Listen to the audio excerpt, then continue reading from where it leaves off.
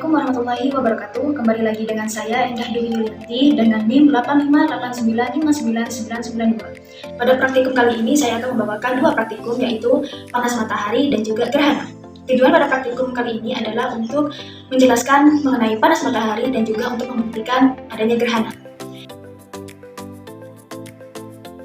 Yang pertama yaitu percobaan panas matahari. Nah, untuk alat dan bahannya di sini saya sudah menyiapkan dua buah wadah air yang sama besar. Kemudian saya juga sudah mengisinya dengan air dengan volume yang sama. Kemudian di sini sudah saya siapkan lempeng plastik. Lalu ada termometer untuk mengukur suhu. Dan juga ada stopwatch di mana saya akan menggunakan HP saya sendiri. Langkah yang pertama yaitu saya akan mengukur suhu awal dari air yang ada pada kedua wadah ini.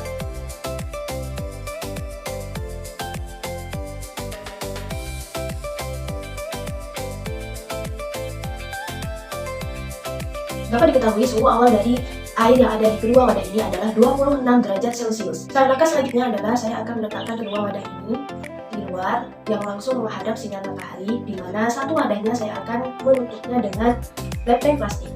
Nah, kita akan mengukur suhu air dari kedua wadah ini dan akan membandingkannya. Setiap 30 menit sebanyak 10 kali. Kita akan menutup salah satunya dengan lempeng plastik. Lalu kita ukur dan bandingkan suhunya setiap 30 menit sebanyak 10 kali pengukuran.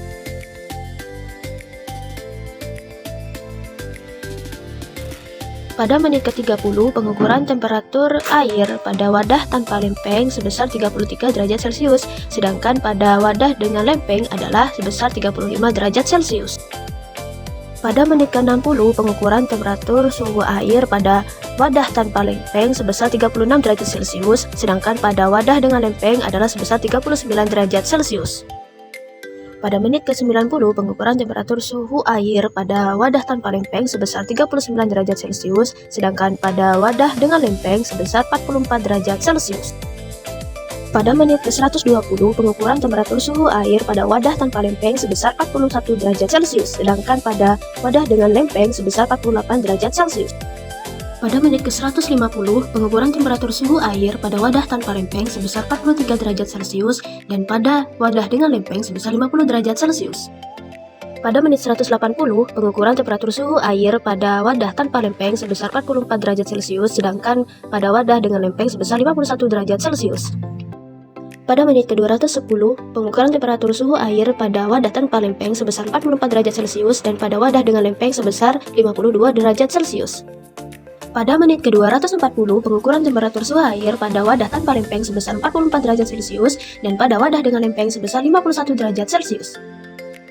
Pada menit ke-270, pengukuran temperatur suhu air pada wadah tanpa lempeng sebesar 43 derajat Celcius dan pada wadah dengan lempeng sebesar 51 derajat Celcius.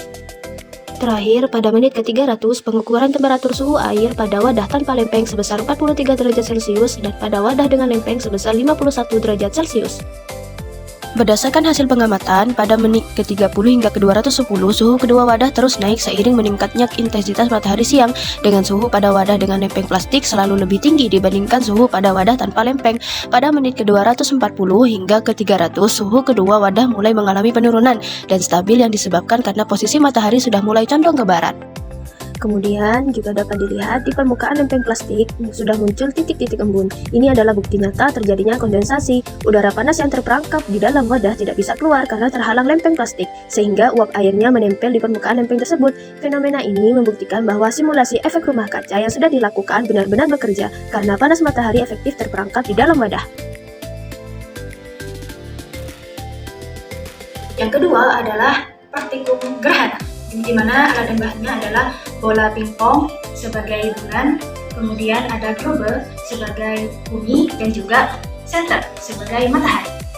Percobaan yang pertama yaitu gerhana bulan. Saya sudah menata atau menyusun dalam garis lurus yaitu bulan atau pingpong, kemudian globenya.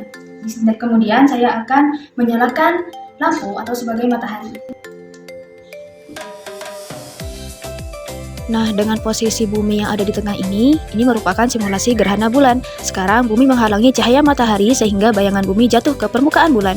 Bulan akan masuk ke dalam umbra bumi yang membuatnya terlihat gelap atau kemerahan dari pandangan kita di bumi. Ini Saya sudah menyusun alat-alatnya dari bumi, kemudian bulan, dan juga matahari. Kita coba hidupkan. Dan kita amati jalannya sinar matahari.